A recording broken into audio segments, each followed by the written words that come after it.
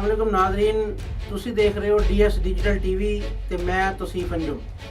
नाज़रीन, अज जिहड़े मुद्दे ते असी चर्चा करने वास्ते बैठे हैं वो है farmers protest in India.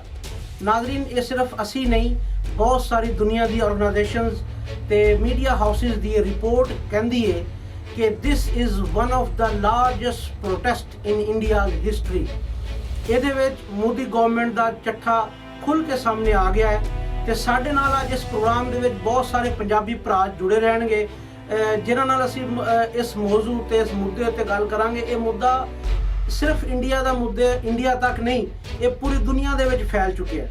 Different ਜ਼ਿੰਦਗੀ ਨਾਲ ਤਾਲੁਕ ਰੱਖਣ, ਸ਼ੋਭਾ ਹੈ ਜਾਤ ਨਾਲ ਤਾਲੁਕ ਰੱਖਣ ਵਾਲੇ ਲੋਕ ਇਹਦੇ ਉੱਤੇ ਆਪਣੇ ਫਾਰਮਰਸ ਦੇ ਨਾਲ ਆਪਣੀ ਸਪੋਰਟ ਦਾ, ਆਪਣੀ ਸੋਲੀਡੈਰਿਟੀ ਦਾ ਇਜ਼ਹਾਰ ਕਰ ਰਹੇ ਨੇ। ਸਾਡੇ ਨਾਲ ਅੱਜ ਪੰਜਾਬੀ ਭਰਾ ਕੁਝ ਦੇ ਸਟੂਡੀਓ 'ਚ ਵੀ ਸਾਡੇ ਨਾਲ ਜੁੜੇ ਰਹਿਣਗੇ, ਇੰਡੀਆ 'ਚ ਵੀ ਸਾਡੇ ਪੰਜਾਬੀ ਭਰਾ ਸਾਡੇ ਨਾਲ ਇਸ ਪ੍ਰੋਗਰਾਮ ਵਿੱਚ ਜੁੜੇ ਰਹਿਣਗੇ। ਅਸੀਂ ਇਸ ਪ੍ਰੋਗਰਾਮ ਨੂੰ ਲੈ ਕੇ ਅੱਗੇ ਚੱਲਦੇ ਹਾਂ ਤੇ ਤੁਸੀਂ ਵੀ ਸਾਡੇ ਨਾਲ ਜੁੜੇ ਰਹਿਣਾ ਔਰ ਤੁਹਾਨੂੰ ਅਸਲ ਹਕਾਇਕ ਦੇ ਬਾਰੇ 'ਚ ਅਸੀਂ ਅੱਜ ਅਸਲ ਹਕਾਇਕ ਤੋਂ ਵੀ ਪਰਦਾ ਉਠਾਵਾਂਗੇ, ਅਸਲ ਹਕਾਇਕ ਦੇ ਬਾਰੇ ਦੱਸਾਂਗੇ ਕਿ ਆਖਰ ਇਹ ਪ੍ਰੋਟੈਸਟ ਕਿਉਂ ਹੋ ਰਿਹਾ ਹੈ ਔਰ ਮੋਦੀ ਗਵਰਨਮੈਂਟ ਦਾ ਇਹ ਮਕਰੂਹ ਚਿਹਰਾ ਔਰ ਇਹ ਕਾਲਾ ਚਿਹਰਾ किस तरह दुनिया के सामने आ रहा है। सब तो पहले मैं अपने मेहमानों नाल आज तुहाडी मुलाकात करवावांगा। मेरे नाल बैठे ने जी जगतार सिंह शहरी साहब और रणवीर सिंह साहब। जी जगतार साहब, तुसी सब तो पहले तो अपना तारुफ करवाओ कि तुसी तुहाडा यूके तो तुसी की तुहाडी मसरूफियत ने। जी मैं जगतार सिंह शहरी मैनचेस्टर यूके तो और काफ़ी अरसा हो गया मैंने इतने मैनचेस्टर में रहते हैं। और इस तो इलावा वैसे मेरा जो असली काम है, मैं गवर्नमेंट की नौकरी करदा और गवर्नमेंट की जॉब के नाल म्यूजिक के मेरा इंटरस्ट है। और इस दिन नाल काफ़ी दिन हो गए ने ਜਦੋਂ ਦੇ किसान धरने ते बैठे ने और वो इस काफ़ी सारिया ਜਿਹੜੀਆਂ न्यूज़ ਆਉਂਦੀਆਂ ਨੇ और ਇਹਨੂੰ फॉलो करने की कोशिश भी कर रहे हैं। जी जी, ਤੇ ਸਰ ਤੁਸੀਂ ਜ਼ਰਾ ਥੋੜਾ ਜਿਹਾ ਆਪਣੇ ਬਾਰੇ ਦੱਸੋ ਸਾਡੇ ਨਾਜ਼ਰੀਨ ਨੂੰ। ਮੇਰਾ ਨਾਮ ਜੀ ਰਣਵੀਰ ਸਿੰਘ ਰਾਏ। ਮੈਂ ਪਿਛਲੇ 20 ਸਾਲ ਤੋਂ ਗੁਰੂ ਗੋਬਿੰਦ ਸਿੰਘ ਗੁਰਦੁਆਰੇ ਦਾ ਪ੍ਰਧਾਨ ਰਿਹਾ ਬਰੈਡਫੋਰਡ। ਮੈਂ IWA ਦਾ ਵੀ ਪ੍ਰਧਾਨ ਹਾਂ ਬਰੈਡਫੋਰਡ ਦੇ ਵਿੱਚ। ਮੈਂ ਕਿਸਾਨੀ ਜਿਹੜੇ ਮੁੱਦੇ ਆ ਉਹਨਾਂ ਬਾਰੇ ਅੱਜ ਗੱਲਬਾਤ ਹੋਣੀ ਹੈ, ਉਹਦੇ ਬਾਰੇ ਅਸੀਂ ਪੂਰੀ ਚਰਚਾ ਪੂਰੇ ਖੁੱਲ੍ਹ ਕੇ ਕਰਾਂਗੇ। ਸਭ ਤੋਂ ਪਹਿਲਾ ਸਵਾਲ ਤਾਂ ਜਿਹੜਾ ਬਣਦਾ ਨਾ ਜੀ ਉਹ ਹੈ ਕਿ ਆਖਰ ਇਹ ਕਿਹੜੇ ਫਾਰਮਸ ਨੇ ਜਿਹੜੇ ਗਵਰਨਮੈਂਟ ਨੇ ਲਾਗੂ ਕੀਤੇ ਨੇ ਕਿਸਾਨਾਂ ਤੇ, ਔਰ ਇਹ ਪ੍ਰੋਟੈਸਟ ਕਿਉਂ ਔਰ ਕਿੱਥੋਂ ਸ਼ੁਰੂ ਹੋਇਆ? ਭਾਜੀ ਜਿਹੜੇ 3 ਕਾਨੂੰਨ ਜਿਹੜੇ ਬਣਾਏ ਸੀ ਨਾ ਗਵਰਨਮੈਂਟ ਨੇ, ਮੋਦੀ ਗਵਰਨਮੈਂਟ ਨੇ, ਉਹ ਸਾਡੇ ਕਿਸਾਨਾਂ ਨੂੰ ਪਸੰਦ ਨਹੀਂ ਹੈ ਤੇ ਨਹੀਂ ਉਹਨਾਂ ਦੇ ਵਿੱਚ ਜਿਹੜੇ ਇਹ ਕਾਨੂੰਨ ਇੰਡੀਆ ਦੇ ਵਿੱਚ ਹੁਣ ਲਾਗੂ ਕੀਤੇ ਆ, ਇਹ ਥੋੜ੍ਹੀਆਂ ਸਟੇਟਾਂ ਦੇ ਵਿੱਚ ਅੱਜ ਤੋਂ 4-5 ਸਾਲ ਪਹਿਲਾਂ ਇਹ ਲਾਗੂ ਕੀਤੇ ਗਏ ਸੀਗੇ। ਜਿਸ ਤਰ੍ਹਾਂ ਬਿਹਾਰ ਗਵਰਨਮੈਂਟ ਹੈ, ਬਿਹਾਰ ਸਟੇਟ ਐਕਟ, ਉੱਥੇ ਅੱਜ ਤੋਂ 4-5 ਸਾਲ ਪਹਿਲਾਂ ਇਹ ਲਾਗੂ ਕੀਤੇ ਸੀਗੇ। ਤਾਂ ਉੱਥੇ ਦੇ ਕਿਸਾਨਾਂ ਦੀਆਂ ਜ਼ਮੀਨਾਂ ਸਾਰੀਆਂ ਜਿਹੜੇ ਆ ਸਾਡੇ ਹੈਗੇ ਅਮੀਰ ਫੈਮਲੀਜ਼, ਅਡਾਨੀ ਅੰਬਾਨੀ, ਉਹ ਹੜਪ ਗਏ, ਉਹ ਸਾਰੇ ਬਿਹਾਰ ਦੀਆਂ ਜ਼ਮੀਨਾਂ ਹੜਪ ਗਏ। ਅੱਛਾ, ਉਹ ਯਾਨੀ ਕਬਜ਼ਾ ਕਰ ਲਿਆ ਉਹਨਾਂ ਨੇ। ਬਿਲਕੁਲ, ਹਾਂਜੀ ਭਾਜੀ। ਕਿਸਾਨ ਉੱਥੇ ਬਿਹਾਰ ਦੇ ਵਿੱਚ ਅੱਜ ਕਿਸਾਨ ਭੁੱਖਾ ਮਰ ਰਿਹਾ। ਓਕੇ, ਅੱਜ ਕਿਸਾਨ ਭੁੱਖਾ ਮਰ ਰਿਹਾ ਬਿਹਾਰ ਦੇ ਵਿੱਚ। ਉਹੋ ਹੀ ਜਿਹੜਾ ਸਾਰੇ ਹੁਣ ਇੰਡੀਆ ਦੇ ਵਿੱਚ ਇਹ ਕਰਨਾ ਚਾਹੁੰਦੇ ਸੀਗੇ ਕਬਜ਼ਾ ਆਪਣੇ ਮੋਦੀ ਦੇ ਨਾਲ ਰਲ ਕੇ, ਕਿਉਂਕਿ ਮੋਦੀ ਨੂੰ ਪ੍ਰਾਈਮ ਮਿਨਿਸਟਰ ਉਹਨਾਂ ਨੇ ਬਣਾਇਆ। ਜੀ ਜੀ, ਮੋਦੀ ਨੂੰ ਪ੍ਰਾਈਮ ਮਿਨਿਸਟਰ ਅਡਾਨੀਆਂ ਅੰਬਾਨੀਆਂ ਨੇ ਬਣਾਇਆ। ਉਹਨਾਂ ਦੀਆਂ ਸ਼ਰਤਾਂ ਸੀ ਪਹਿਲਾਂ ਇਹ ਵੀ ਆਹ ਸ਼ਰਤਾਂ ਸਾਡੀਆਂ ਜਿਹੜੀਆਂ ਹੈਗੀਆਂ ਉਹ ਤੈਨੂੰ ਪੂਰੀਆਂ ਕਰਨੀਆਂ ਪੈਣਗੀਆਂ। ਜੀ ਜੀ। ਸੋ BJP ਗਵਰਨਮੈਂਟ ਨੇ ਜੋ ਵੀ ਕੀਤਾ ਇਹ ਉਹਨਾਂ ਦੇ ਕਹੇ ਤੇ ਔਰ ਬਹੁਤ ਗਲਤ ਤਰੀਕੇ ਦੇ ਨਾਲ ਜਿਹੜੇ ਦੇਖੋ ਮੋਦੀ ਗਵਰਨਮੈਂਟ ਇਹ ਕਹਿ ਰਹੀ ਆ ਵੀ ਇਹਦੇ ਵਿੱਚ ਕਿਸਾਨਾਂ ਦਾ ਫਾਇਦਾ ਆ ਬਹੁਤ। ਠੀਕ ਹੈ, ਲੇਕਿਨ ਫਾਇਦਾ ਦੱਸ ਨਹੀਂ ਰਹੇ ਕਿ ਫਾਇਦਾ ਹੈ ਕੀ। ਅੱਛਾ, ਉਹ ਫਾਇਦਾ ਨਹੀਂ ਦੱਸ ਰਹੇ ਕਿ ਬੇਸਿਕਲੀ ਫਾਇਦਾ ਹੈ ਕੀ। ਦੱਸ ਨਹੀਂ ਰਹੇ। ਜੇਕਰ ਸਵਾਲ ਪੁੱਛੀਏ ਨਾ ਉਹਨਾਂ ਨੂੰ ਕਿ ਇਹਨਾਂ ਦਾ ਫਾਇਦੇ ਦੱਸੋ ਔਰ ਫਾਇਦਾ ਕੋਈ ਨਹੀਂ ਦੱਸ ਰਹੇ, ਬਸ ਇਹੀ ਕਹਿ ਰਹੇ ਕਿ ਉਹਨਾਂ ਵਾਸਤੇ ਫਾਇਦੇ, ਬਸ ਉਹ ਇਹ ਕਹੀ ਜਾ ਰਹੇ ਕਿ ਉਹਨਾਂ ਦਾ ਫਾਇਦਾ ਹੈ। ਔਰ ਜਿੱਥੇ ਜਿੱਥੇ ਵੀ ਇਹ ਕਾਨੂੰਨ ਲਾਗੂ ਕੀਤੇ ਗਏ ਨੇ ਉਥੋਂ ਯਾਨੀ ਕਿ ਬੁਰੀ ਖਬਰ ਹੀ ਯਾਨੀ ਕਿ ਆਈ। ਬੁਰੀਆਂ ਖਬਰਾਂ ਆਈਆਂ ਔਰ ਇੰਨੀ ਚੰਗੀ ਤਰ੍ਹਾਂ ਯਾਨੀ ਕਿ ਜਿਵੇਂ ਤੁਸੀਂ ਕਹਿ ਰਹੇ ਕਿ ਜ਼ਮੀਨ ਆਪਣੇ ਹੜਪ ਗਏ ਨੇ। ਔਰ ਕਈ ਆਪਣੇ ਜਿਹੜੇ ਸਾਡੇ ਦਰਸ਼ਕ ਨੇ ਔਰ ਕਈ ਆਪਣੇ ਸਾਡੇ ਵੀਰ ਨੇ, ਭੈਣ ਭਰਾ ਨੇ, ਉਹ ਇਹ ਸੋਚਦੇ ਨੇ ਕਿ ਇਹ ਜ਼ਮੀਨ ਕਿਵੇਂ ਹੜਪਦੇ ਨੇ। ਔਰ ਉਹਨਾਂ ਵਿੱਚੋਂ ਇੱਕ ਕਾਨੂੰਨ ਦੇ ਬਾਰੇ ਜੇਕਰ ਮੈਂ ਦੱਸਦੀ ਹਾਂ ਕਿ ਇਹ ਇੱਕ ਹੈ ਕਿ ਕੰਟਰੈਕਟ ਫਾਰਮਿੰਗ। ਹਾਂਜੀ, ਕੰਟਰੈਕਟ ਫਾਰਮਿੰਗ ਉਹ ਕਾਨੂੰਨ ਇੱਕ ਐਸਾ ਹੈ ਔਰ ਇਹ ਐਸਾ ਹੈ ਕਿ ਸਭ ਤੋਂ ਪਹਿਲਾਂ ਇਹ ਕਿਸਾਨ ਦਾ ਤੇ ਜਿਹੜੇ ਆਪਣੇ ਜਿਹੜੇ ਕੀ ਇਹਨਾਂ ਨੂੰ ਕਹਿੰਦੇ ਨੇ ਮੋਦੀ ਅਡਾਨੀ ਕੋਆਪਰੇਟ ਜਿਹੜੇ ਹੈਗੇ ਆਪਣੇ, ਇਹਨਾਂ ਦੇ ਆਪਸ ਦੇ ਵਿੱਚ ਜਿਹੜਾ ਕਿਸਾਨ ਦਾ ਤੇ ਉਹਨਾਂ ਦਾ ਆਪਸ ਦੇ ਵਿੱਚ ਕੰਟਰੈਕਟ ਹੋਏਗਾ। ਉਹ ਕੰਟਰੈਕਟ ਕੀ ਹੋਏਗਾ ਕਿ ਉਹਨਾਂ ਨੂੰ ਦੱਸਣਾ ਪਏਗਾ ਕਿ ਤੁਸੀਂ ਆਪਣੀ ਜ਼ਮੀਨ ਦੇ ਵਿੱਚ ਕੀ ਬੀਜੋਗੇ। ਓਕੇ। ਔਰ ਫਿਰ ਕੀ ਬੀਜੋਗੇ ਔਰ ਉਸ ਤੋਂ ਇਲਾਵਾ ਉਹਦਾ ਗ੍ਰੇਡ ਕੀ ਹੋਏਗਾ, ਫਿਰ ਗ੍ਰੇਡ ਵੀ ਕੀ ਹੋਏਗਾ, ਔਰ ਉਸ ਤੋਂ ਬਾਅਦ ਫਿਰ ਉਹਦੇ 'ਚ ਜਿਹੜੀਆਂ ਪੈਣ ਵਾਲੀਆਂ ਖਾਦ ਬੀਜ ਵਗੈਰਾ ਉਹ ਸਾਰੇ ਉਹ ਜਿਹੜਾ ਕੰਟਰੈਕਟ ਜਿਨ੍ਹਾਂ ਨੇ ਲਿਆ ਹੋਏਗਾ ਉਹ ਲੈ ਕੇ ਉਹਨਾਂ ਨੂੰ ਦੇਣਗੇ। ਉਹ ਲੈ ਕੇ ਦੇਣਗੇ ਕੰਟਰੈਕਟ। ਕਈ ਵਾਰੀ ਦੇਖਣ ਨੂੰ ਇਹ ਲੱਗਦਾ ਕਿ ਬਾਕੀ ਉਹ ਲੈ ਕੇ ਦੇਣਗੇ ਬੜਾ ਅੱਛਾ ਹੋਏਗਾ, ਬੜਾ ਚੰਗਾ, ਯਾਨੀ ਕਿ ਕਿਸਾਨ ਨੂੰ ਨਹੀਂ ਲੈਣਾ ਪਏਗਾ। ਲੇਕਿਨ ਇਹ ਜੇ ਆਪਾਂ ਸੋਚ ਕੇ ਦੇਖੀਏ ਬਹੁਤ ਸਾਰੇ ਜਿਹੜੇ ਉਹਦੇ ਨਾਲ ਜਿਹੜੇ ਕੰਮ ਨੇ ਉਹ ਬੰਦ ਹੋ ਜਾਣਗੇ। ਕਿਉਂ ਕਾਰਨ ਹੁਣ ਜਿੱਥੋਂ ਬੀਜ ਕਿਸਾਨ ਲੈਂਦਾ ਸੀਗਾ ਕਿਧਰੋਂ ਦੇਖਦਾ ਸੀ ਵੀ ਚੱਲ ਅੱਜ ਇਸ ਸ਼ਹਿਰ ਤੋਂ ਸਾਨੂੰ ਪਟਿਆਲੇ ਤੋਂ ਸਾਨੂੰ ਮਹਿੰਗਾ ਮਿਲ ਰਿਹਾ, ਅੰਬਾਲੇ ਤੋਂ ਲੈ ਲਈਏ ਜਾਂ ਬਠਿੰਡੇ ਤੋਂ ਲੈ ਲਈਏ, ਕਿਧਰੇ ਹੋਰ ਸ਼ਹਿਰ ਤੋਂ ਲੈ ਲਈਏ, ਅੰਮ੍ਰਿਤਸਰ ਤੋਂ ਲੈ ਲਈਏ, ਔਰ ਇਸ ਤਰ੍ਹਾਂ ਯਾਨੀ ਕਿ ਉਹਦੇ ਕੋਲ ਚੋਇਸ ਸੀ। ਔਰ ਇਹ ਹੁਣ ਨੰਬਰ 1 ਤੇ ਇਹ ਜਿਹੜਾ ਉਹਨਾਂ ਨੂੰ ਇਹ ਚੋਇਸ ਉਹਨਾਂ ਕੋਲ ਬਾਕੀ ਨਹੀਂ ਰਹੇਗੀ, ਕਿਉਂਕਿ ਇਹ ਸਿਰਫ ਉਹੀ ਜਿਹੜੇ ਕੋਆਪਰੇਟ ਅਦਾਰੇ ਨੇ ਸਿਰਫ ਉਹੀ ਇਹ ਕਰ ਸਕਦੇ ਨੇ, ਉਹੀ ਲੈ ਕੇ ਦੇਣਗੇ ਤੇ ਉਹ ਜਿਹੜੀਆਂ ਦੁਕਾਨਾਂ ਨੇ ਉਹ ਬੰਦ ਹੋ ਜਾਣਗੀਆਂ। ਹਾਂਜੀ ਬਿਲਕੁਲ, ਭਾਵ ਵੀ ਫਿਰ ਉਹ ਮੈਂ ਉੱਥੇ ਮੈਂ ਆ ਰਿਹਾ। ਹਾਂਜੀ, ਉਸ ਤੋਂ ਇਲਾਵਾ ਜਿਹੜਾ ਫਿਰ ਉਸ ਤੋਂ ਬਾਅਦ ਜਦੋਂ ਉਹਨਾਂ ਨੇ ਲੈ ਕੇ ਦੇਣਗੇ ਤੇ ਜਦੋਂ ਫਿਰ ਉਹ ਫਸਲ ਬੀਜੀ ਜਾਏਗੀ, ਉਹ ਜਦੋਂ ਬੀਜਣਗੇ ਫਸਲ ਤਾਂ ਉਹਦੇ ਵਿੱਚ ਫਿਰ ਹਰ 3 ਵਾਰੀ ਜਿਹੜੇ ਉਹ ਆ ਕੇ ਚੈੱਕ ਕਰਨਗੇ ਕਿ ਕਿਸ ਤਰ੍ਹਾਂ ਦੇ ਯਾਨੀ ਕਿ ਫਸਲ ਚੱਲ ਰਹੀ ਹੈ। ਅਤੇ ਫਿਰ ਉਹਦੇ ਵਿੱਚ ਕਿਸਾਨ ਨੂੰ ਉਹ ਵੀ ਹੱਕ ਨਹੀਂ ਹੋਏਗਾ ਕਿ ਉਹਦੇ ਚੋਂ ਮੰਨ ਲਓ ਹੁਣ ਜੇ ਐਗਜ਼ਾਮਪਲ ਦੇ ਤੌਰ ਤੇ ਉਦਾਹਰਨ ਦੇ ਤੌਰ ਤੇ ਲੈ ਲਈਏ ਕਿ ਛੱਲੀਆਂ ਬੀਜੀਆਂ ਨੇ ਔਰ ਪਹਿਲਾਂ ਹੁਣ ਕਿਸਾਨ ਜੇਕਰ ਮੇਰੀ ਖੇਤੀ ਹੋਵੇ ਔਰ ਮੇਰਾ ਤਾਂ ਇਹੀ ਹੋਏਗਾ ਹਾਂ ਵੀ ਮੇਰੀ ਖੇਤੀ ਹੈ, ਮੈਂ ਜਿਵੇਂ ਮਰਜ਼ੀ ਆਪਣੀ ਫਸਲ ਉਗਾਵਾਂ, ਜੋ ਮਰਜ਼ੀ ਮੈਂ ਇਹਦੇ ਨਾਲ ਫਸਲ ਨਾਲ ਕਰਾਂ, ਔਰ ਉਹਨੂੰ ਉਹ ਕੰਟਰੈਕਟ ਦੇ ਮੁਤਾਬਕ ਇਹ ਹੱਕ ਨਹੀਂ ਹੋਏਗਾ ਕਿ ਉਹਦੇ ਚੋਂ ਇੱਕ ਵੀ ਛੱਲੀ ਤੋੜ ਕੇ ਆਪਣੇ ਪਰਿਵਾਰ ਵਾਸਤੇ ਵਰਤ ਸਕੇ ਔਰ ਆਪਣੇ ਕਿਸੇ ਆਪਣੇ ਰਿਸ਼ਤੇਦਾਰ ਨੂੰ ਕੁਝ ਦੇ ਸਕੇ। ਔਰ ਜੇ ਹੁਣ ਮੰਨ ਲਓ ਕਮਾਦ ਲਾ ਲਓ, ਕਮਾਦ ਦਾ ਗੰਨਾ ਉੱਥੋਂ ਕੋਈ ਕੱਟ ਕੇ ਆਪਣੇ ਕਿਸੇ ਰਿਸ਼ਤੇਦਾਰ ਨੂੰ ਦੇ ਦੇਵੇ, ਆਪਣੇ ਆਪ ਆਪਣੇ ਪਰਿਵਾਰ ਨੂੰ ਦੇਵੇ, ਉਹਨੂੰ ਉਹ ਹੱਕ ਨਹੀਂ ਹੋਏਗਾ। ਔਰ ਜੇਕਰ ਐਸਾ ਕਰੇਗਾ ਤਾਂ ਕਾਨੂੰਨ ਦੀ ਉਹਦੀ ਉਲੰਘਣਾ ਹੋਏਗੀ ਔਰ ਉਹਨੂੰ ਕੋਰਟ ਦੇ ਵਿੱਚ ਘਸੀਟਿਆ ਜਾ ਸਕਦਾ ਕਾਰਪੋਰੇਟ ਅਦਾਰਿਆਂ ਦੇ ਵੱਲੋਂ। ਅੱਛਾ, ਲੇਟੈਸਟ ਰਿਪੋਰਟ ਦੇ ਮੁਤਾਬਕ ਸਰਦਾਰ ਜੀ ਇੱਕ ਸਾਹਮਣੇ ਆਇਆ ਮੇਰੀ ਰਿਸਰਚ ਦੇ ਵਿੱਚ ਕਿ ਇੱਕ ਐਵਰੇਜ ਕਿਸਾਨ ਜਿਹੜਾ ਨਾ ਉਹਦੀ ਸਾਲਾਨਾ ਇਨਕਮ 77,000 ਇੰਡੀਅਨ ਰੁਪੀਜ਼ ਹੈ। ਤੇ ਅਗਰ ਇਹ ਸਾਰੇ ਪ੍ਰੋਸੈਸ ਤੋਂ ਬਾਅਦ ਉਹ ਜਦੋਂ ਇਨਕਮ ਸਾਲ ਦੀ ਉਹਦੇ ਕੋਲ ਆਏਗੀ ਤੇ ਇਹ ਇਨਫ ਨਹੀਂ ਹੋਏਗੀ ਕਿ ਉਹ ਦੁਬਾਰਾ ਇਹਨਾਂ ਨੂੰ ਪੈਸੇ ਦੇ ਕੇ ਤੇ ਇਹਨਾਂ ਕੋਲੋਂ ਬੀਜ ਤੇ ਖਾਦਾਂ ਖਰੀਦ ਸਕੇਗਾ। ਇਹ ਤਾਂ ਬਿਲਕੁਲ ਸਰਵਨਾਸ਼ ਹੋ ਜਾਏਗਾ ਖੇਤੀ ਦਾ ਵੀ ਤੇ ਉਹਨਾਂ ਦੇ ਕਿਸਾਨਾਂ ਦੀ ਸਾਰੀ ਰੋਜ਼ੀ ਦਾ। ਬਿਲਕੁਲ ਭਾਜੀ, ਮੈਂ ਇਸੇ ਗੱਲ ਤੇ ਮੈਂ ਆ ਰਿਹਾ। ਜਦੋਂ ਆਪਾਂ ਗੱਲ ਕਰ ਰਹੇ ਸੀਗੇ ਜਦੋਂ ਇਹ ਸਾਰੇ ਜਿਹੜੇ ਆਪਣੇ ਪਰਿਵਾਰ ਨੂੰ ਵੀ ਨਹੀਂ ਦੇ ਸਕਦਾ, ਯਾਨੀ ਕਿ ਉਹਦੀ ਖੇਤੀ ਹੁੰਦੇ ਹੋਏ ਉਹਦੀ ਆਪਣੀ ਖੇਤੀ ਨਹੀਂ ਹੋ, ਔਰ ਇਸ ਤੋਂ ਬਾਅਦ ਫਿਰ ਕੀ ਹੋਏਗਾ ਕਿ ਜਦੋਂ ਭਾਅ ਲਗਾਉਣਾ ਤਾਂ ਉਹ ਵੀ ਉਹੀ ਲਗਾਉਣਗੇ, ਹਾਂਜੀ ਉਹੀ ਲਗਾਉਣਗੇ। ਉਹਨਾਂ ਉਹੀ ਕਹਿਣਗੇ ਵੀ ਮੈਂ ਇੰਨੇ ਦੀ ਕਿਲੋ ਦੇ ਹਿਸਾਬ ਨਾਲ ਮੈਂ ਖਰੀਦਣੀ। ਜਿਸ ਤਰ੍ਹਾਂ ਭਾਜੀ ਨੇ ਕਿਹਾ ਨਾ ਵੀ ਜੇ 70,000 ਰੁਪਇਆ ਇਨਕਮ ਹੈ, ਮੁੜ ਕੇ 70,000 ਰੁਪਇਆ ਰਹਿਣੀ ਨਹੀਂ, ਔਰ ਉਹਨਾਂ ਨੇ ਫਿਰ ਜ਼ਮੀਨਾਂ ਉਹਨਾਂ ਦੀਆਂ ਹੜਪ ਲੈਣੀਆਂ। ਬਿਲਕੁਲ ਜੀ ਬਿਲਕੁਲ, ਉਹ ਵੀ ਹੜਪ ਲੈਣੇ। ਨਾਲੇ ਇਹਦਾ ਇੱਕ ਹੋਰ ਵੀ ਇਫੈਕਟ ਹੈ ਇਸ ਤੋਂ ਪਹਿਲਾਂ ਕਿ ਆਪਾਂ ਤੁਹਾਡੇ ਜਿਹੜੇ ਕਮੈਂਟ ਵੱਲ ਆਈਏ।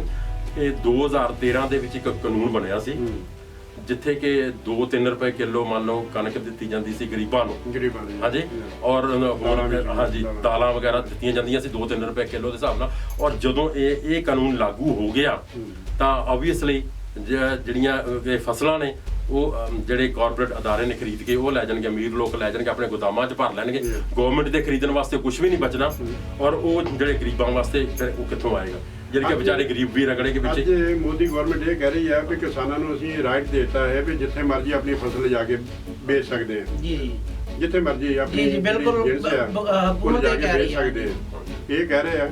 ਅੱਗੇ ਵੀ ਭਾਜੀ ਆਪਣੇ ਜਦੋਂ ਆਲੂ ਲੋਕੀ ਬੀਜਦੇ ਸੀ ਜਾਂ ਝੋਨਾ ਬੀਜਦੇ ਸੀਗੇ, ਅੱਗੇ ਕਲਕੱਤੇ ਬੰਬੇ ਟਰੱਕਾਂ 'ਚ ਭਰ ਲੈ ਜਾਂਦੇ ਸੀ। ਅੱਗੇ ਵੀ ਇਹ ਕੋਈ ਨਵਾਂ ਕਾਨੂੰਨ ਤਾਂ ਨਹੀਂ ਗਿਆ, ਇਹ ਤਾਂ ਪਹਿਲਾਂ ਤੋਂ ਚੱਲਦਾ ਆ ਰਿਹਾ। ਇਹ ਕਿ ਜਿੱਥੇ ਮਰਜ਼ੀ ਕਿਸਾਨ ਆਪਣੀ ਜ਼ਮੀਨ ਆਪਣੀ ਜਿਹੜੀ ਜਾਇਦਾਦ ਜਿਹੜੀ ਜਿਣਸ ਹੈ ਵੇਚ ਸਕਦਾ ਜਾ ਕੇ। ਉਹ ਅੱਗੇ ਵੀ ਅਸੀਂ ਬਾਹਰਲੀਆਂ ਸਟੇਟਾਂ 'ਚ ਸਾਡੇ ਪੰਜਾਬ ਤੋਂ ਜਾਂਦੇ ਰਹੇ ਆ।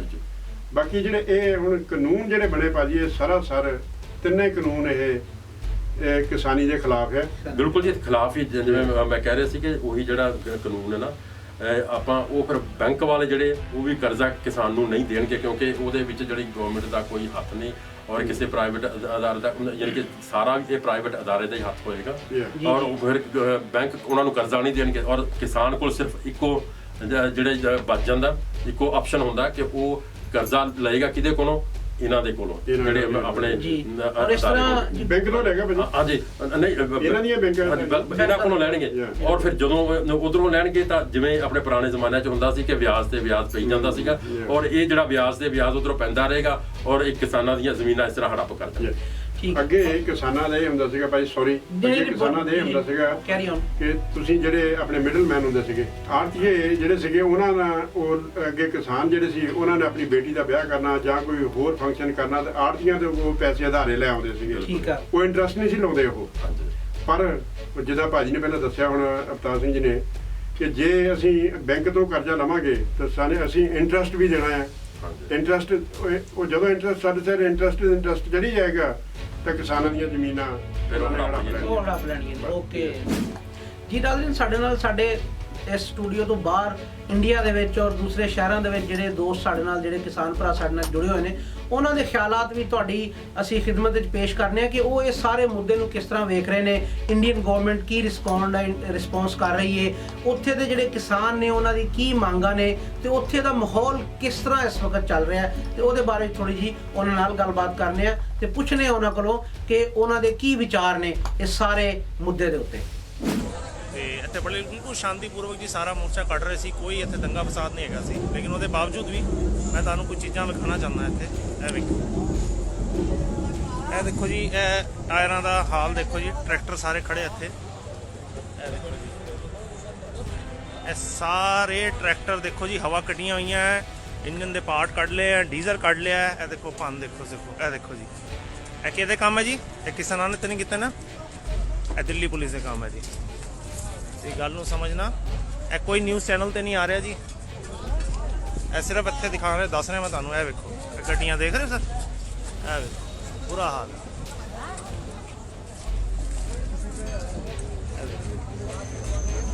ਹੁਣ ਜੋ ਨਿਊਜ਼ ਚੈਨਲ ਦੇਖ ਰਿਹਾ ਉਹ ਪਲੀਜ਼ ਇਹ ਵਾਲੀ ਵੀਡੀਓ ਨੂੰ ਵੀ ਜ਼ਰੂਰ ਦੇਖਣ, ਕਿਉਂਕਿ ਨਿਊਜ਼ ਤੇ ਜੋ ਦਿਖਾਇਆ ਜਾ ਰਿਹਾ ਉਹ ਅਲੱਗ ਪੈਟਰਨ ਹੈ, ਪਰ ਇਹ ਪੁਲਿਸ ਦੇ ਵੀ ਕਾਰਨਾਮੇ ਅਸੀਂ ਤੁਹਾਨੂੰ ਦਿਖਾ ਰਹੇ ਹਾਂ।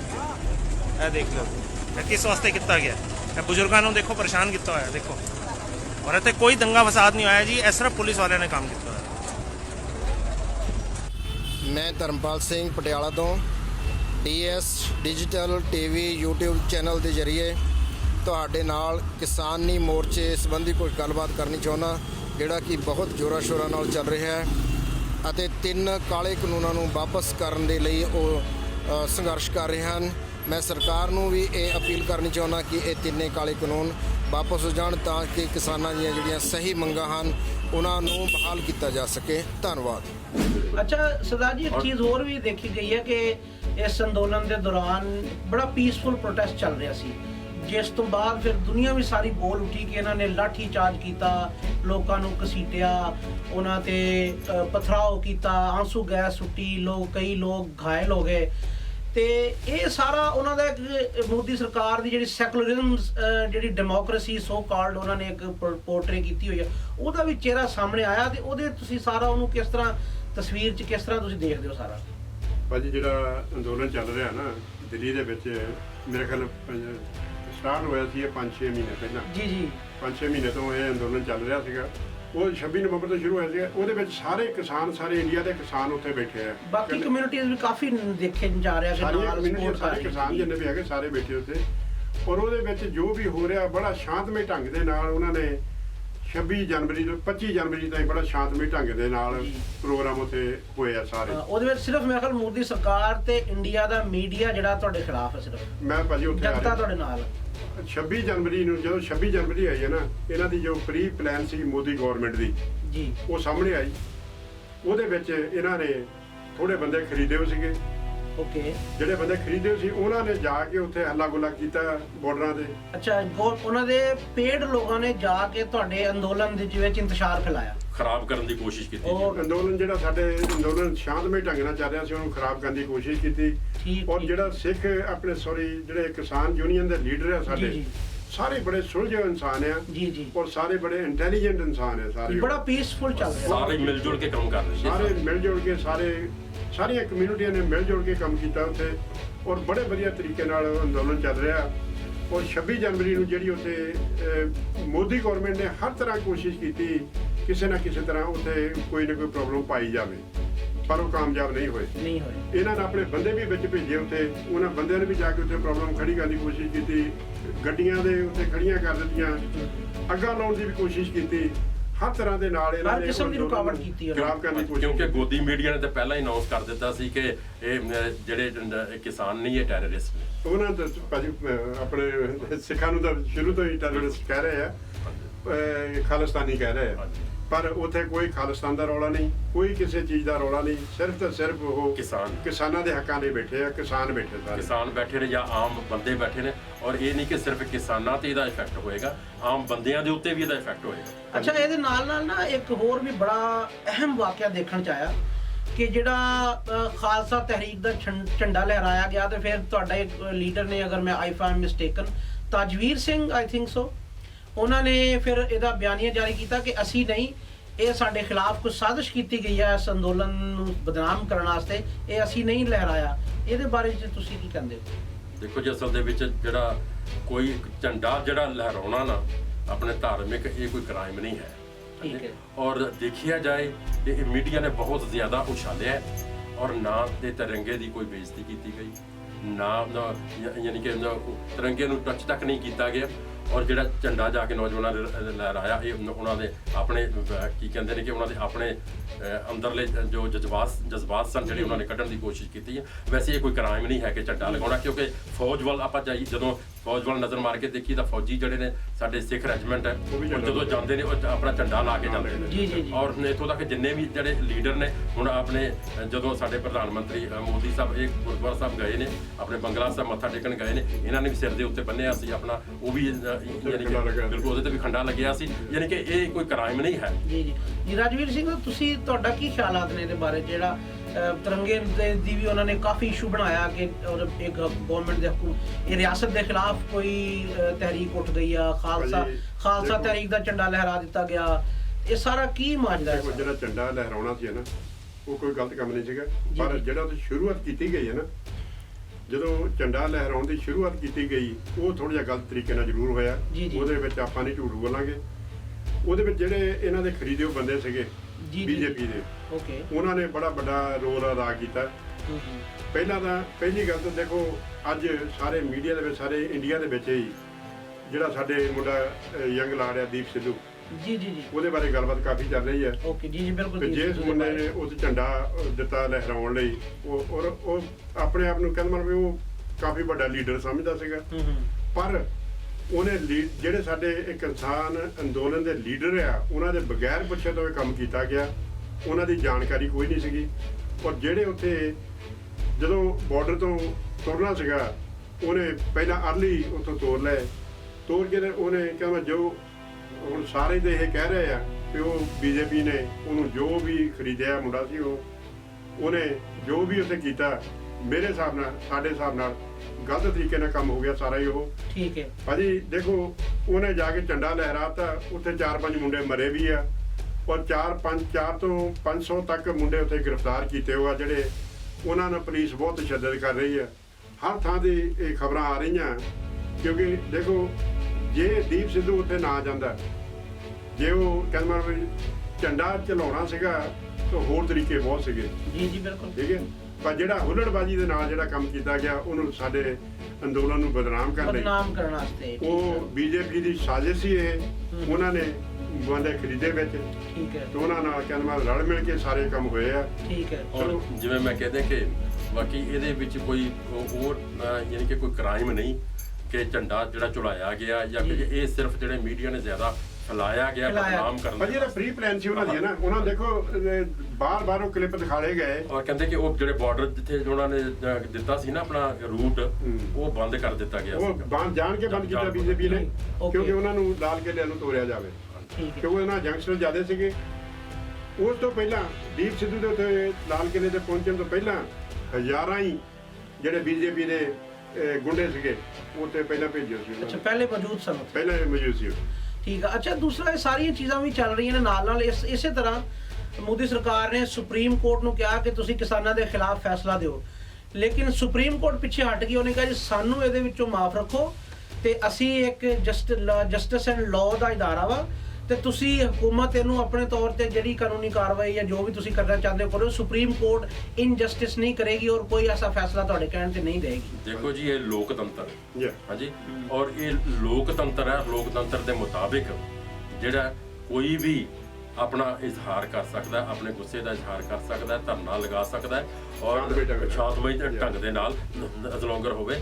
ਔਰ ਇਹਨਾਂ ਨੇ ਯਾਨੀ ਕਿ ਕਿਹਾ ਸੀ ਕਿ ਇਹ ਜੀ ਬਹੁਤ ਔਖਾ ਹੋ ਰਿਹਾ ਲੋਕਾਂ ਵਾਸਤੇ, ਲੇਕਿਨ ਜਦੋਂ ਕਿ ਜਿਹੜੇ ਲੋਕ ਨੇ, ਜਦੋਂ ਕਿ ਜਿਹੜੇ ਆਮ ਲੋਕ ਨੇ ਉਹ ਬਹੁਤ ਸਾਰੇ ਸਿਫਤ ਕਰ ਰਹੇ ਨੇ ਕਿਸਾਨਾਂ ਦੀ। ਉਹ ਕਹਿੰਦੇ ਕਿ ਜਦੋਂ ਦੇ ਕਿਸਾਨ ਆਏ ਨੇ ਸਾਨੂੰ ਤਾਂ ਬਹੁਤ ਜ਼ਿਆਦਾ ਰੌਣਕ ਲੱਗ ਗਈਆਂ ਨੇ ਇੱਥੇ, ਔਰ ਵਿਚਾਰੇ ਜਿਹੜੇ ਗਰੀਬ ਨੇ ਉਹਨਾਂ ਨੂੰ 3 ਵਕਤ ਜਿਹੜਾ ਖਾਣਾ ਮਿਲ ਰਿਹਾ ਔਰ ਸਾਰਾ ਕੁਝ ਉਹਨਾਂ ਦਾ ਯਾਨੀ ਕਿ ਉਹਨਾਂ ਵਾਸਤੇ ਬਹੁਤ ਹੀ ਕਹਿੰਦੇ ਕਿ ਅਸੀਂ ਤਾਂ ਕਿਸਾਨਾਂ ਨੂੰ ਜਾਣ ਹੀ ਨਹੀਂ ਦੇਣਾ, ਯਾਨੀ ਕਿ ਇੰਨਾ ਉਹਨਾਂ ਦਾ ਆਪਸ ਦੇ ਵਿੱਚ ਪਿਆਰ ਹੋ ਗਿਆ।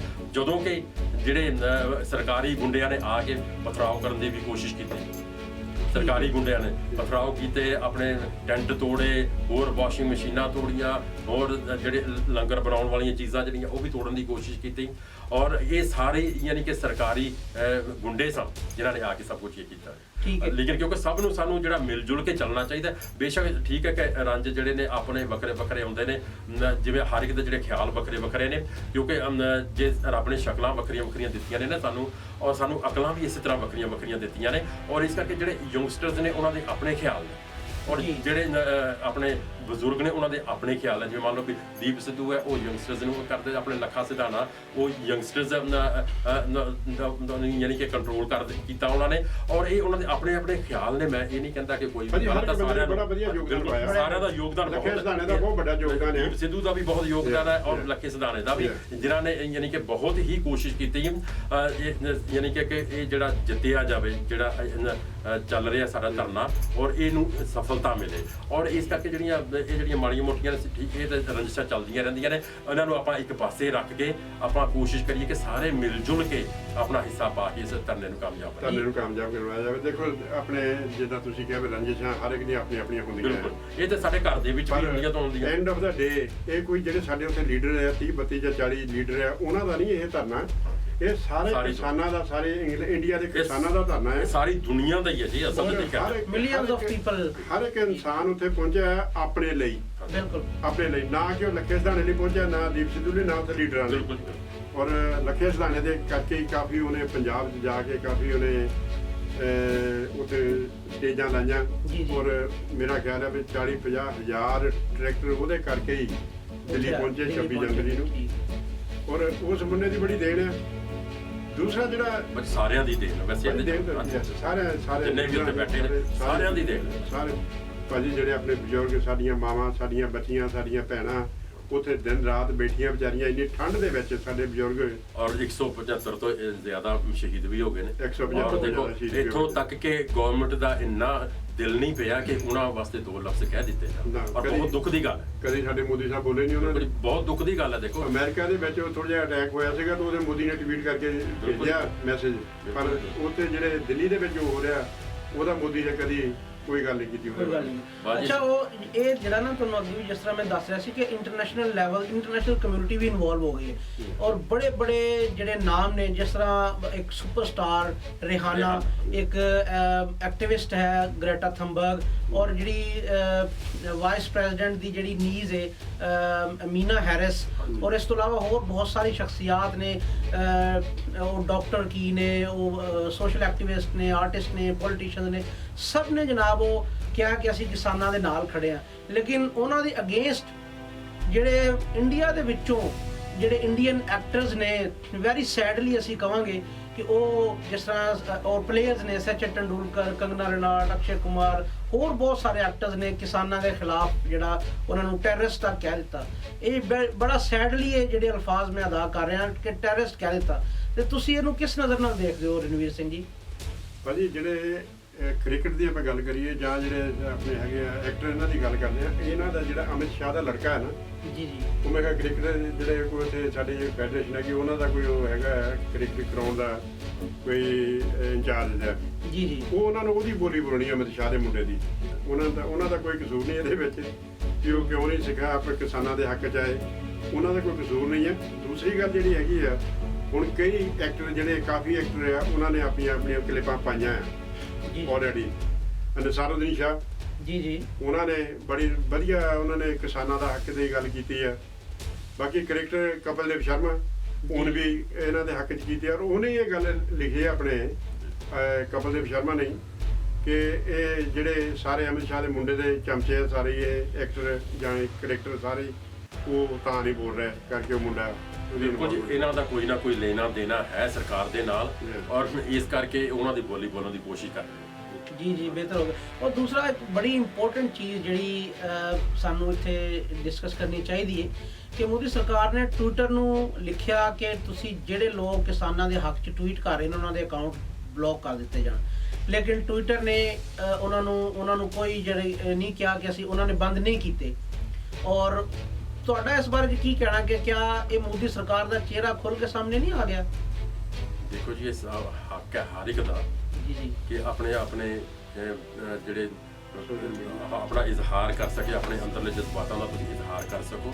ਸੋਸ਼ਲ ਮੀਡੀਆ ਹਰ ਇੱਕ ਦਾ ਹੱਕ ਹੈ ਔਰ ਇਹਦੇ ਤੇ ਕਦੇ ਵੀ ਕਿਸੇ ਦਾ ਦਬਾਅ ਨਹੀਂ ਪਾਇਆ ਜਾ ਸਕਦਾ। ਬੇਸ਼ੱਕ ਕੋਈ ਗਵਰਨਮੈਂਟ ਕਿਉਂ ਨਾ ਜਿੰਨਾ ਮਰਜ਼ੀ ਕੋਸ਼ਿਸ਼ ਕਰ ਲੈਣ, ਕੋਸ਼ਿਸ਼ਾਂ ਕੀਤੀਆਂ ਨੇ, ਆਪਣੇ ਇੰਟਰਨੈਟ ਦੇਖੋ ਬੰਦ ਕਰ ਦਿੱਤੇ ਗਏ ਨੇ ਔਰ ਇਸ ਤੋਂ ਇਲਾਵਾ ਹੋਰ ਬਹੁਤ ਯਾਨੀ ਕਿ ਚਾਲਾਂ ਬਹੁਤ ਸਾਰੀਆਂ ਚੱਲੀਆਂ ਗਈਆਂ ਨੇ, ਲੇਕਿਨ ਕੀ ਹੈ ਕਿ ਉਹਦੇ ਨਾਲ ਇਹਨਾਂ ਨੂੰ ਕੋਈ ਫਾਇਦਾ ਨਹੀਂ ਹੋਣ ਵਾਲਾ ਔਰ ਕਿਸਾਨਾਂ ਦਾ ਹੌਸਲਾ ਇਹਦੇ ਨਾਲ ਟੁੱਟਣਾ ਨਹੀਂ, ਬਲਕਿ ਉਹਦੇ ਨਾਲ ਇਹ ਹੌਸਲਾ ਹੋਰ ਵੀ ਵਧਿਆ।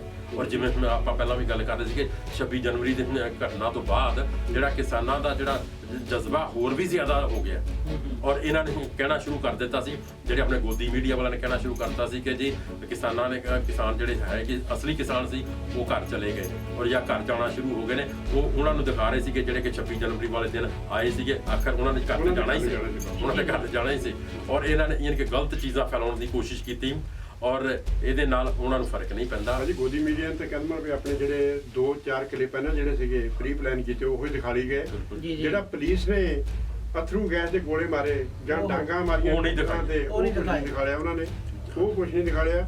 ਦੂਸਰੀ ਗੱਲ ਜਿਹੜੀ ਹੈਗੀ ਦੇਖੋ ਭਾਜੀ, ਮੈਂ ਤਾਂ ਕਹਿੰਦਾ ਬੇਨਤੀ ਕਰਾਂਗਾ ਸਾਰੇ ਜਿੱਥੇ ਜਿੱਥੇ ਵੀ ਸਾਡੀ ਆਵਾਜ਼ ਪਹੁੰਚਦੀ ਆ, ਮੈਂ ਇੱਕ ਬੇਨਤੀ ਕਰਾਂਗਾ ਕਿ ਆਪਾਂ ਜਿਹੜੇ ਆ ਕਲਿੱਪਾਂ ਪਾ ਰਹੇ ਆ ਸੋਸ਼ਲ ਮੀਡੀਆ ਤੇ ਆਪਣੇ ਕਿਸੇ ਦੇ ਵੀ ਖਿਲਾਫ ਉਹ ਕੰਮ ਹਾਲੇ ਬੰਦ ਕਰੀਏ ਔਰ ਸਾਨੂੰ ਸਭ ਨੂੰ ਰਲ ਮਿਲ ਕੇ ਆਵਾਜ਼ ਉਠਾਉਣੀ ਚਾਹੀਦੀ, ਸਭ ਨੂੰ ਰਲ ਮਿਲ ਕੇ ਸਾਡੀ ਆਵਾਜ਼ ਜਿਹੜੀ ਬੁਲੰਦ ਕਰਨੀ ਚਾਹੀਦੀ ਹੈ, ਜਿਸ ਤਰ੍ਹਾਂ ਪਹਿਲੇ 2 ਮਹੀਨੇ ਹੋਈ ਆ।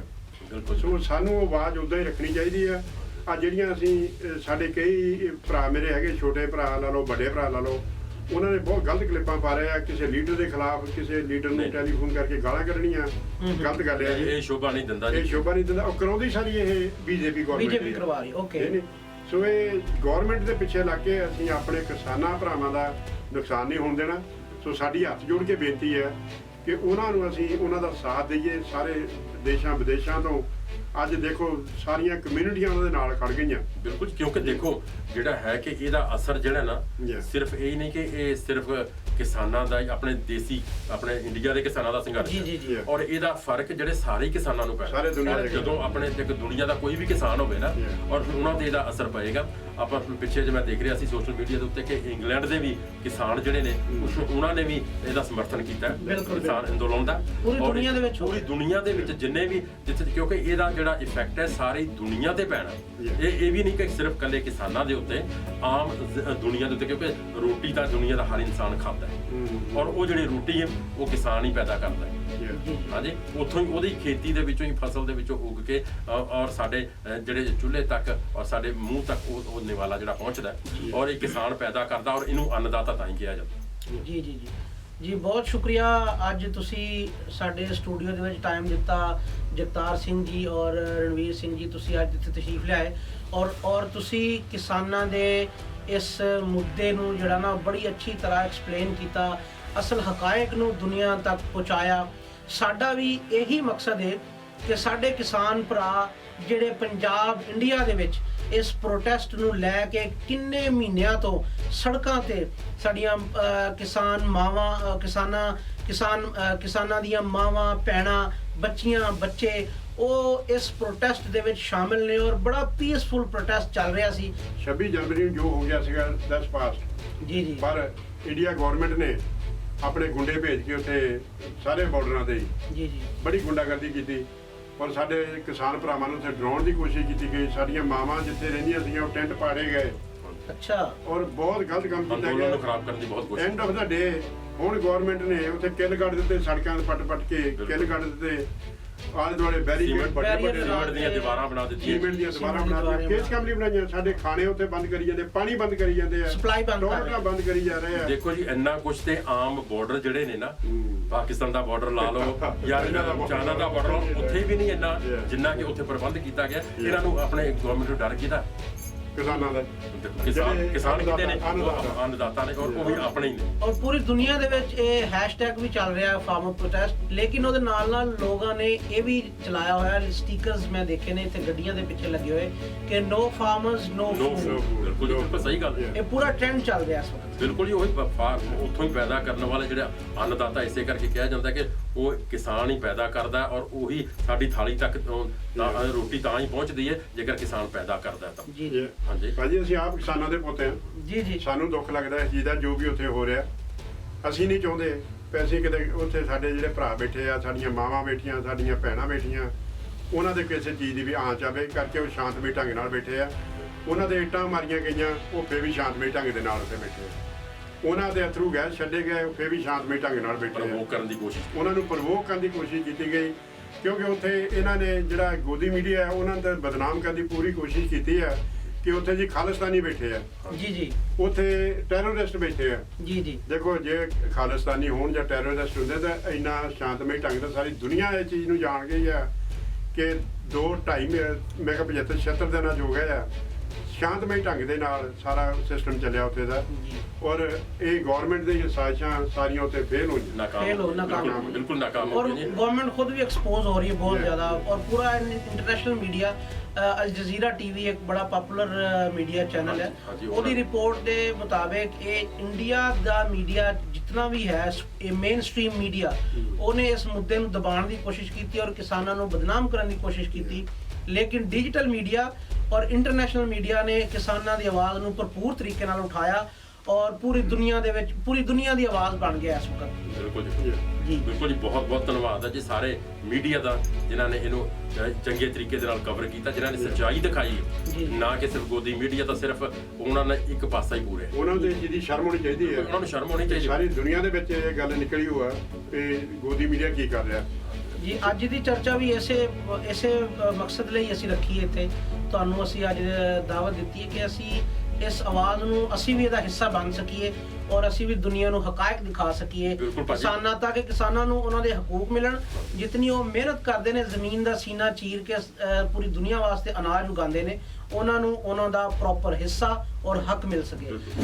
ਜੀ ਨਾਜ਼ਰੀਨ, ਤੁਸੀਂ ਦੇਖਿਆ ਸਾਰੇ ਹਕਾਇਕ ਤੋਂ ਅੱਜ ਅਸੀਂ ਪਰਦਾ ਉਠਾਇਆ। ਸਾਡੇ ਮਹਿਮਾਨਾਂ ਨੇ ਅੱਜ ਤੁਹਾਨੂੰ ਦੱਸਿਆ ਕਿ ਇਸ ਅੰਦੋਲਨ ਦੀ ਆੜ 'ਚ ਹਕੂਮਤ ਕੀ ਕਰ ਰਹੀ ਹੈ ਔਰ ਜਿਹੜੇ ਪ੍ਰੋਟੈਸਟਰ ਨੇ, ਜਿਹੜੇ ਕਿਸਾਨ ਭਾਈ, ਸਾਡੀਆਂ ਮਾਵਾਂ ਭੈਣਾਂ ਔਰ ਬੱਚੇ ਬੱਚੀਆਂ ਇਸ ਅੰਦੋਲਨ ਦੇ ਵਿੱਚ ਦਿਨ ਰਾਤ ਸਰਦੀ ਗਰਮੀ ਦੇ ਮਾਹੌਲ ਦੇ ਵਿੱਚ ਉੱਥੇ ਬੈਠੇ ਨੇ, ਉਹਨਾਂ ਦੀਆਂ ਕੀ ਮੰਗਾਂ ਨੇ ਅਤੇ ਇੰਡੀਅਨ ਗਵਰਨਮੈਂਟ ਮੋਦੀ ਸਰਕਾਰ ਨੇ ਜਿਹੜੇ ਲਾਅ ਪਾਸ ਕੀਤੇ ਨੇ, ਜਿਹੜਾ ਬਿੱਲ ਪਾਸ ਕੀਤਾ ਹੈ ਪਾਰਲੀਮੈਂਟ ਦੇ ਵਿੱਚ, ਉਹਦੇ ਕੀ ਅਸਲ 'ਚ ਹਕੀਕਤ ਹੈ। ਇਹ ਸਾਰੀਆਂ ਚੀਜ਼ਾਂ, ਸਾਰੇ ਹਕਾਇਕ ਤੁਹਾਡੇ ਸਾਹਮਣੇ ਅੱਜ ਅਸੀਂ ਰੱਖੇ ਨੇ ਔਰ ਇਸ ਸਾਰੀ ਗੁਫ਼ਤਗੂ ਦੇ ਵਿੱਚ ਤੁਸੀਂ ਇਸ ਸਾਰੇ ਮਾਮਲਾਤ ਨੂੰ, ਇਸ ਪ੍ਰੋਟੈਸਟ ਨੂੰ ਕਿਸ ਨਜ਼ਰ ਨਾਲ ਦੇਖਦੇ ਹੋ। ਜਿਸ ਤਰ੍ਹਾਂ ਕਿ ਪੂਰਾ ਇੰਟਰਨੈਸ਼ਨਲ ਮੀਡੀਆ, ਕ੍ਰਿਕਟਰਸ, ਆਰਟਿਸਟ, ਜਿਹੜੇ ਵੀ ਜ਼ਿੰਦਗੀ ਦੇ ਸ਼ੋਬੇ ਨਾਲ ਤਾਲੁਕ ਰੱਖਣ ਵਾਲੇ ਮੁਖਤਲਿਫ ਲੋਕ ਇਸ ਅੰਦੋਲਨ ਦੇ ਵਿੱਚ ਇਸ ਵਕਤ ਸ਼ਾਮਿਲ ਹੋ ਚੁੱਕੇ ਨੇ ਔਰ ਉਹ ਕਿਸਾਨਾਂ ਦਾ ਭਰਪੂਰ ਸਾਥ ਦੇ ਰਹੇ ਨੇ। ਤੇ ਤੁਸੀਂ ਇਹਦੇ ਬਾਰੇ ਕੀ ਕਹਿੰਦੇ ਹੋ, ਸਾਨੂੰ ਕਮੈਂਟ ਬਾਕਸ ਦੇ ਵਿੱਚ ਜ਼ਰੂਰ ਤੁਸੀਂ ਆਪਣੀ ਰਾਏ ਦਾ ਇਜ਼ਹਾਰ ਕਰਨਾ ਹੈ ਔਰ ਇਸ ਚੈਨਲ ਨੂੰ ਸਬਸਕ੍ਰਾਈਬ ਕਰ ਲਓ, ਬੈਲ ਆਈਕਨ ਤੇ ਵੀ ਪ੍ਰੈਸ ਕਰ ਲਓ ਔਰ ਸਾਡੇ ਆਉਣ ਵਾਲੇ ਪ੍ਰੋਗਰਾਮ ਦੇ ਵਿੱਚ ਅਸੀਂ ਤੁਹਾਨੂੰ ਮਜ਼ੀਦ ਹਕਾਇਕ ਤੋਂ ਆਗਾਹ ਕਰਾਂਗੇ। ਤੇ ਸਾਡੇ ਇਸ ਪ੍ਰੋਗਰਾਮ ਦੇ ਨਾਲ ਜੁੜੇ ਰਹਿਣ ਦਾ ਵੀ ਤੁਹਾਡਾ ਬਹੁਤ ਸ਼ੁਕਰੀਆ ਔਰ ਉਹਨਾਂ ਦੋਸਤਾਂ ਦਾ, ਉਹਨਾਂ ਭਾਈਆਂ ਦਾ ਜਿਹੜੇ ਅੱਜ ਸਾਡੇ ਸਟੂਡੀਓ 'ਚ ਤਸ਼ਰੀਫ ਲਿਆਏ, ਜਿਹੜੇ ਇੰਡੀਆ ਤੋਂ ਸਾਡੇ ਨਾਲ ਜੁੜੇ ਰਹੇ, ਉਹਨਾਂ ਦਾ ਵੀ ਬਹੁਤ ਬਹੁਤ ਸ਼ੁਕਰੀਆ। ਤੇ ਅਸੀਂ ਇੱਕ ਹੋਰ ਅੱਛਾ ਪ੍ਰੋਗਰਾਮ ਲੈ ਕੇ ਇਹ ਸਾਰੇ ਅੰਦੋਲਨ ਦੀ ਇਨਫੋਰਮੇਸ਼ਨ ਲੈ ਕੇ ਦੁਬਾਰਾ ਤੁਹਾਡੇ ਨਾਲ ਫਿਰ ਜੁੜਾਂਗੇ, ਫਿਰ ਰੂਬਰੂ ਹੋਵਾਂਗੇ। ਉਦੋਂ ਤੱਕ ਰੱਬ ਰਾਖਾ।